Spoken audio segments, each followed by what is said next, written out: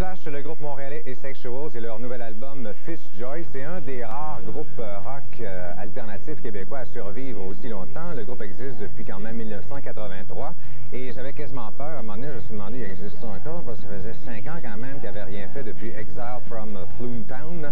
Mais non, le groupe est toujours actif et tant mieux comme ça. Et c'est un retour en force avec ce nouvel album-là. C'est leur 5e disque. Ils ont également un nouveau bassiste. Et comme invité, il y en a quelques-uns, mais il y a John Kastner qui est le leader des Doughboys et bien sûr, une excellente réalisation. Ce qui est très important et ce qui manque ici au niveau du rock alternatif, c'est qu'ils font ça vite en studio. Je ne sais pas c'est quoi le problème, mais d'habitude, ça sonne très très mal, mais ici, c'est vraiment très très bon. Très mélodique, ça passe aussi comme musique. Ensuite, ici, juste de sortir de cette pochette un peu ici, voilà, c'est les Rolling Stones Rock and Roll Circus. C'est un spectacle qu'ils ont donné pour la BBC en Angleterre en décembre 1968 et apparemment c'est sorti ou ça va sortir très bientôt en vidéocassette et cet événement est expliqué vraiment de long en large dans un livret qu'on retrouve ici de 42 pages, je pense. Vraiment une très très belle présentation et c'est Mick qui est le maître de piste. Il nous présente chacune des prestations. Il y a Jethro Tull qui est absolument inconnu à l'époque.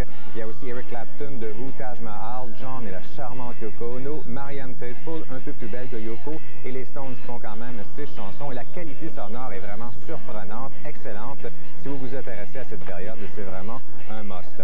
Ensuite, il y a nos amis, notre ami ici qu'on devrait dire, je ne sais pas si on veut que ce soit notre ami, de toute façon, Marilyn Manson avec le nouvel album qui s'appelle Antichrist Superstar. Très forte réaction un peu partout sur les palmarès. Je tiens à vous avertir, si votre enfant écoute Marilyn Manson, il est forte chance que vous retrouviez le chat dans le fourneau cuit à 350. C'est du style techno-industriel d'Halloween.